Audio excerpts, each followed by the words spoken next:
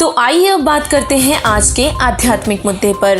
आज हम जानेंगे कि जिस दुनिया में हम रहते हैं आखिर उसकी रचना कैसे हुई और किसने की, हमारी रचना कैसे हुई और आखिर हमारा जन्म और मृत्यु क्यों होता है। तो आइए इन सभी प्रश्नों के उत्तर आज विस्तार से जानते हैं। सभी प्रभु प्रेमी आत्माएं प्रथम बार सृष्टि की रचना को सुनेंगे तो ऐसा लगेगा कि जैसे दंत कथा हो, परंतु सर्व पवित्र सदग्रंथों के प्रमाणों को पढ़कर व देखकर दांतों तले उंगलियां दबाएंगे कि यह वास्तविक अमृत ज्ञान आज तक कहाँ छुपा हुआ था। सृष्टि रचना आज तक एक ऐसी रहस्यमय पहेली बनी हुई थी जिसे समझ पाना किसी के लिए भी संभव नहीं था। कुछ प्रश्न जैसे ग्रह और उपग्रह अपनी कक्षा में लगातार कैसे घूमते हैं, यदि सूर्य आग का गोला है तो चांद इतना शीतल कैसे है, जल, वायु, पृथ्वी, अग्नि और आकाश जैसे तत्वों की रचना किसने की है, क्या ये ब्रह्मांड, ये ग्रह, उपग्रह, मनुष्य और अन्य जीव स्वयं ही अस्तित्व में आए हैं। अगर ऐसा नहीं है तो फिर वह परम शक्ति कौन है जिसने ये सब संरचना की है, क्या उसे देखा जा सकता है, क्या उसे पाया जा सकता है। इन सभी प्रश्नों के उत्तर पाने के लिए मनुष्य हमेशा से ही प्रयासरत रहा है, परंतु बहुत ही दुख की बात है कि सभी धर्मों के ग्रंथों में प्रमाण होने के बाद भी यह अद्वितीय तत्व ज्ञान आज तक भगत समाज से छिपा हुआ था। पर अब जगत गुरु तत्वदर्शी संत रामपाल जी महाराज जी द्वारा दिए गए आध्यात्मिक ज्ञान से हम सृष्टि रचना के रहस्य को समझ पाए हैं। तो आइए जानते हैं कि ब्रह्मांड और इस सृष्टि की रचना कैसे हुई। सृष्टि रचना से पहले सिर्फ एक सनातन परमात्मा था जो अपने अनामी लोक में अकेला रहता था। उस परमात्मा का वास्तविक नाम कबीर देव अर्थात कबीर परमेश्वर है। वेदों में उन्हें कबीर देव और कुरान में कबीरन नाम से पुकारा गया है। पूर्ण परमात्मा देखने में मनुष्य के समान है, पर उनका शरीर दीप्तिमान है। उनके एक एक रोमकूप का प्रकाश संख सूर्यों की रोशनी से भी अधिक है। उस प्रभु ने मनुष्य को अपने ही स्वरूप में बनाया है और इसीलिए मानव का नाम भी पुरुष ही पड़ा है। पुरुष का सही अर्थ परमात्मा ही होता है। उसी परम पुरुष के शरीर में सभी आत्माएं समाई हुई थी। पूर्ण परमात्मा कबीर देव अर्थात कबीर परमेश्वर ने नीचे के 3 और लोकों अगम लोक, अलख लोक और सतलोक की रचना शब्द यानी कि वचन से की। यही कबीर परमेश्वर इन तीनों लोकों में 3 अलग अलग रूप में प्रकट हुए। अगम लोक में अगम पुरुष, अलख लोक में अलख पुरुष और सतलोक में सतपुरुष नाम से प्रकट हुए, जिसके बाद सतलोक में सतपुरुष ने विराजमान होकर अन्य रचना प्रारंभ की। परमात्मा ने एक शब्द से 16 द्वीपों की रचना की, फिर 16 शब्दों से 16 पुत्रों की उत्पत्ति की तथा एक मानसरोवर की रचना की जिसमें अमृत भरा। सतपुरुष कबीर देव जी ने अपने पुत्र अचिंत को सतलोक की अन्य रचना का भार सौंपा तथा शक्ति प्रदान की। अचिंत ने अक्षर पुरुष पर ब्रह्म की शब्द शक्ति से उत्पत्ति की तथा कहा कि मेरी मदद करना। अक्षर पुरुष स्नान करने मानसरोवर गया, वहां आनंद आया तथा सो गया। लंबे समय तक बाहर नहीं आया। तब अचिंत की प्रार्थना पर अक्षर पुरुष को नींद से जगाने के लिए कबीर देव जी अर्थात कबीर परमेश्वर ने उसी मानसरोवर से कुछ अमृत जल लेकर एक अंडा बनाया तथा उस अंडे में एक आत्मा प्रवेश की तथा अंडे को मानसरोवर के अमृत जल में छोड़ा। अंडे की गड़गड़ाहट से अक्षर पुरुष की निद्रा भंग हुई। उसने अंडे को क्रोध से देखा, जिस कारण से अंडे के 2 भाग हो गए। उसमें से ज्योति निरंजन निकला जो कि आगे चलकर काल कहलाया। इसका वास्तविक नाम कैल है। तब सतपुरुष ने आकाशवाणी की कि आप दोनों बाहर आओ तथा अचिंत के द्वीप में रहो। आज्ञा पाकर अक्षर पुरुष तथा अक्षर पुरुष दोनों ही अचिंत के द्वीप में रहने लगे। यह सब लीला करके परमेश्वर ने बच्चों की नालायकी उन्हीं को दिखाई कि कहीं फिर प्रभुता की तड़फ न बन जाए, क्योंकि समर्थ बिना कोई भी कार्य सफल नहीं होता। फिर पूर्ण धनी कबीर देव जी ने सर्व रचना स्वयं की। अपनी शब्द शक्ति से एक राजेश्वरी शक्ति उत्पन्न की, जिससे सर्व ब्रह्मांडों को स्थापित किया। इसी को पराशक्ति यानी कि परानंदिनी भी कहते हैं। पूर्ण ब्रह्म ने सर्व आत्माओं को अपने ही अंदर से अपनी वचन शक्ति से अपने मानव शरीर सदृश उत्पन्न किया। प्रत्येक हंसात्मा का परमात्मा जैसा ही शरीर रचा, जिसका तेज 16 सूर्यों जैसा मानव सदृश ही है, परंतु परमेश्वर के शरीर के एक रोमकूप का प्रकाश करोड़ों सूर्यों से भी ज्यादा है।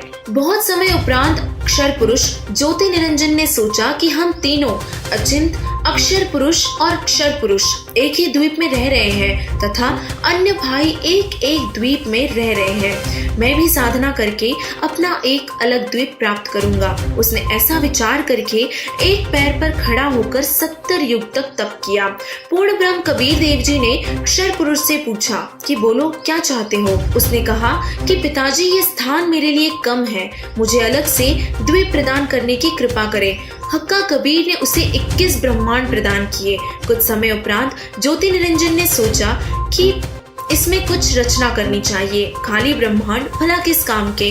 यह विचार करके 70 युग तक तप करके पूर्ण परमात्मा कबीर देव जी से रचना सामग्री की याचना की। सतपुरुष ने उसे 3 गुण तथा 5 तत्व प्रदान कर दिए, जिससे ब्रह्म ज्योति निरंजन ने अपने ब्रह्मांडों में कुछ रचना की। फिर सोचा कि इसमें जीव भी होने चाहिए, अकेले का दिल नहीं लगता। यह विचार करके 64 युग तक फिर तप किया और पूर्ण परमात्मा कबीर देव जी के पूछने पर बताया कि मुझे कुछ आत्माएं दे दो, मेरे अकेले का दिल नहीं लग रहा। तब सतपुरुष कबीर परमेश्वर जी ने कहा कि ब्रह्म, तेरे तप के प्रतिफल में मैं तुझे ब्रह्मांड दे सकता हूँ, परंतु मेरी आत्माओं को किसी भी जप तप साधना के फल रूप में नहीं दे सकता।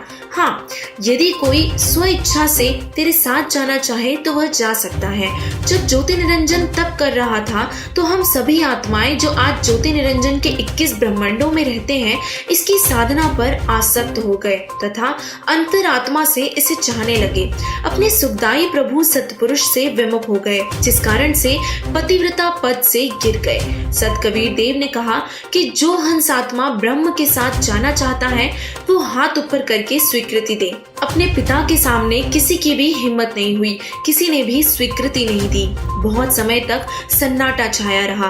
तत्पश्चात एक हंस आत्मा ने साहस किया तथा कहा कि पिताजी, मैं जाना चाहता हूँ। फिर तो उसकी देखा देखी में जो आज काल ब्रह्म के 21 ब्रह्मांडों में फंसी है, हम सभी आत्माओं ने भी स्वीकृति दे दी। तत्पश्चात पूर्ण ब्रह्म ने सर्वप्रथम स्वीकृति देने वाले हंस को लड़की का रूप दिया तथा उसका नाम आगे चलकर अष्टा, आदि माया, प्रकृति देवी और दुर्गा पड़ा और आगे चलकर इन्हीं सदाशिव, काल और दुर्गा के 3 पुत्र ब्रह्मा, विष्णु और महेश हुए। तो आइए अब सभी धर्मों के सदग्रंथों में से सृष्टि रचना की वास्तविक जानकारी प्राप्त करते हैं। सृष्टि रचना के बारे में सभी धार्मिक प्रवक्ताओं, मार्गदर्शकों, संतों, गुरुओं, काजी मुल्लाओं, आचार्य शंकराचार्यों, संतों, महंतों, मंडलेश्वरों और वैज्ञानिकों ने बहुत सारे सिद्धांत दिए हैं। इनमें से कोई भी अपनी बात को सिद्ध नहीं कर पाया। तत्वदर्शी संत रामपाल जी महाराज जी ही एक सच्चे आध्यात्मिक गुरु है, जिन्होंने सिर्फ जगत के उद्धार के लिए ही प्रमाणों के साथ साथ सृष्टि रचना के रहस्य को भी खोला और समझाया है। उन्हीं के दिए हुए ज्ञान के आधार पर हम हिंदू, सिख, मुस्लिम और ईसाई धर्म के धार्मिक ग्रंथों का अन्वेषण करेंगे। हिंदू धर्म के अनुसार सृष्टि की रचना। वैष्णव संप्रदाय के लोग मानते हैं कि विष्णु जी ने ब्रह्मा की उत्पत्ति की और उसे सृष्टि की रचना करने का आदेश दिया, जबकि शिव संप्रदाय के लोग मानते हैं कि शिव ही विश्व के रचयिता है। इनके अलावा पूरे हिंदू धर्म में परमात्मा को निराकार माना जाता है। वेदों के अनुसार सृष्टि की उत्पत्ति पूर्ण परमात्मा कबीर साहिब ने ही की है। प्रमाण के लिए देखिए पवित्र श्रीमद् भगवद गीता अध्याय 8 के श्लोक नंबर 9, अध्याय 14 के श्लोक नंबर 3 से 5, अध्याय 15 के श्लोक 1 से 4 तथा 16 और 17, ऋग्वेद मंडल नंबर 10, सूक्त नंबर 90, मंत्र 1 से 5 और 15 और 16, अथर्ववेद कांड नंबर 4, अनुवाक नंबर 1, मंत्र नंबर 1 से 7, यजुर्वेद अध्याय नंबर 5, मंत्र 1, यजुर्वेद अध्याय 1, मंत्र 15। इसके अलावा पवित्र सामवेद, श्री देवी भागवत पुराण और श्री शिव महापुराण में भी सृष्टि रचना के प्रमाण है। इस्लाम के अनुसार सृष्टि की रचना। मुस्लिम धर्म के लोग मानते हैं कि सृष्टि की रचना अल्लाह खुदा ने की है और अल्लाह बेचून अर्थात निराकार है। मुस्लिम ये भी मानते हैं कि कुरान अल्लाह का आदेश है। वेदों की तरह ही पवित्र कुरान में भी प्रमाण है कि वो अल्लाह कबीर है जिसने 6 दिन में सृष्टि की रचना की और 7वें दिन तख्त पर जा विराजा। प्रमाण के लिए देखिए पवित्र कुरान शरीफ के सूरत अल फुरकान 25 के 52 से 59 में।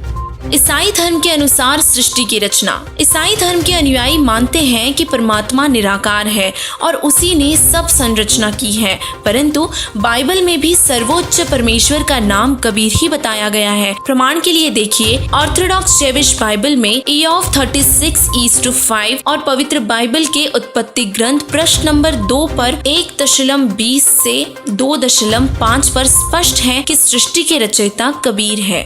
सिख धर्म के अनुसार सृष्टि की रचना। सिख धर्म के अनुयायी मानते हैं कि रब अर्थात वाहेगुरु ने ही दुनिया बनाई है और वे निराकार है। गुरु नानक जी की निम्न वाणियों में प्रमाण है कि सत कबीर ही सच्चा परवरदिगार है, यानी कि पूर्ण परमात्मा है और उन्होंने ही सृष्टि की रचना की है। प्रमाण के लिए देखिए श्री नानक साहेब जी की अमृतवाणी महिला 1 राग बिलावलू अंश 1 राग मारू अमृतवाणी महिला 1 श्री गुरु ग्रंथ साहिब प्रश्न नंबर 721 राग तिलंग महिला 1 में स्पष्ट लिखा है कि कबीर साहिब ही सर्व सृष्टि के रचनहार है। ऐसे न्यूज की स्पेशल रिपोर्ट में ये पाया गया कि हिंदू, मुस्लिम, सिख और ईसाई धर्म में वर्णित सृष्टि रचना से यह स्पष्ट होता है कि सर्व सृष्टि के रचयिता पूर्ण परमात्मा कबीर साहिब जी ही हैं। पूरे विश्व में केवल जगत गुरु तत्वदर्शी संत रामपाल जी महाराज जी ने ही इस गुत्थी को सुलझाया है। आप स्वयं भी इन सभी प्रमाणों को अपने धार्मिक ग्रंथों जैसे कि पवित्र वेद, पुराण, पवित्र गीता जी, पवित्र बाइबल, पवित्र श्री गुरु ग्रंथ साहिब, पवित्र कुरान शरीफ, पवित्र कबीर सागर, सूक्ष्म वेद, भविष्य पुराण आदि से मिलाकर जांच कर सकते हैं। पूर्ण परमात्मा की प्रमाणित भक्ति केवल संत रामपाल जी महाराज जी के ही पास है। ऐसे में इस वीडियो को देखने वाले सभी मानव भाई बहनों को चाहिए कि संत रामपाल जी महाराज जी से नाम दीक्षा लेकर सर्व सृष्टि के रचयिता कबीर परमेश्वर जी की सद्भक्ति करके अपना कल्याण करवाए।